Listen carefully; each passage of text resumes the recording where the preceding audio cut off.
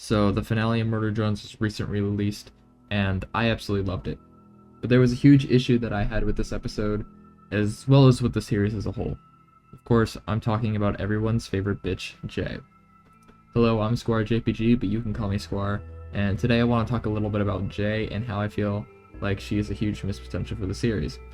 Before we get too far, I want to say that I not only love Jay, but also the series, and everything that I say is purely just my opinion, and if you think any different, I'd love to hear from you.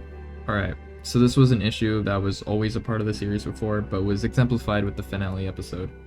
Let's just get the obvious out of the way. Jay just doesn't get a lot of screen time throughout the show, and that's really a shame. Take episode 5, when Jay fights the possessed V. We get the start to a good fight, only for the camera to cut to this doofus to make an unfunny joke. This is screen time that I think Jay could have really used, but that we just don't get. I really think this fight scene should have been extended, not only to give Jay more screen time, but also to fill a gap in the series, and specifically this episode had. The fight scenes in the show are very large and complicated, and I like them for that. However, the show kinda lacks in the more grounded and personal fight scenes, something that I think this scene would easily satisfy with it just being Jay, Tessa, and V with a sword. This is something that I think episode 6 actually does very well with V's fight with the Sentinel. This was the time that V really got her moment in a show, a moment that Jay just doesn't get, that they had the opportunity to give, but just cut it. Jay just gets so little screen time that it's become sort of a joke in the community. Jay has such little time in the show that this video is almost as long as her entire screen time throughout the show. Jay loves the company and doesn't like N. There, I basically described her entire character with 2 bullet points. There's obviously more to the character, but the show never takes any time to establish it. This makes Jay's character feel flat in comparison to the others.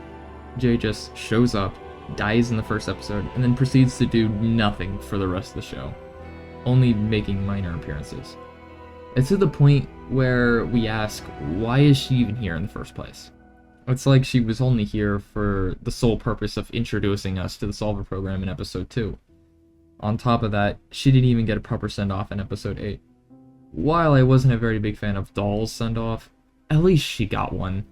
In the finale, Jay just falls down a pit halfway through a fight scene, and then is never seen again for the rest of the episode. After writing the script for this video, I actually found this on Twitter, and it couldn't be truer. Over the previous few episodes, they were really building up something happening between Jay, Sin, and Tessa, only for it to lead nowhere, and creating plot holes in the process. Since Jay stayed above ground throughout episodes 6 and 7, we could assume that Jay didn't know that Tessa was actually Sin, leading to Jay finding out in the finale. I feel like Jay discovering that Sin was pretending to be Tessa and using that to control and manipulate her would have been a pretty big and impactful moment. As we see throughout the show, we know that both Jay and Tessa have a very strong bond, and that Jay trusts Tessa. Finding out that Sin literally killed her best friend and was wearing her skin as a suit would be a pretty hard moment for Jay. But nah, she just doesn't care for some reason. We also know that Jay did not know prior to arriving in Copper 9 from this moment in episode 6. Tessa orders Jay to mind her ship, and Jay seems confused and looks around because this was a very uncharacteristic thing for Tessa to do, but Jay still follows the order regardless. Also during Jay and V's fight in episode 8, Jay says, "You tricked me too." It referring to the Absolute Solver. Yet after this, Jay still willingly works with Sin, knowing well that it is Sin and not Tessa. This is a very odd choice, knowing that in the past we see that Jay never liked Sin, being the one who would lock her up in the basement at the manor. The only reasoning that the show could give for this was that Jay was directly being controlled by Sin, and while that would certainly explain it, it still doesn't make it any less of a dumb reason.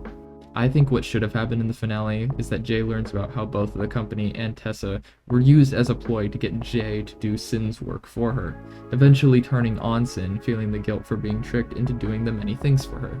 When Envy and Uzi are in danger, she saves them, revealing that while she was mean to them before, she truly does actually care about them and wants them to survive, feeling like it was her fault that they were wrapped into this situation in the first place, ultimately sacrificing herself for the others to defeat Sin and avenge Tessa's death.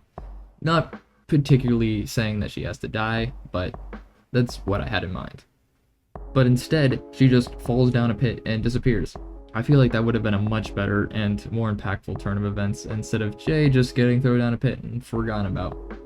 That's just how I would have done it, and if you have any ideas of how you would have done it differently, I'd love to hear it. The last thing we see Jay do is what appears to be fixing up one of the landing pods in the credits. We don't know why she's doing this or what's going to come from it. There's the potential that Jay's character could still be redeemed in maybe a one-off episode or a very unlikely but still possible second season. But even then, I think Jay's opportunity has kind of already come and gone. I hope they're able to at least do something with it in the future, but all we can do at this time is wait and see. That's everything I wanted to talk about, so if you enjoyed the video, why not drop a like and subscribe? If people are interested, I may return to talk a little bit about how I didn't like the ending of the 8th episode, but I'll have to see about that one. Anyways, goodbye and see y'all next time.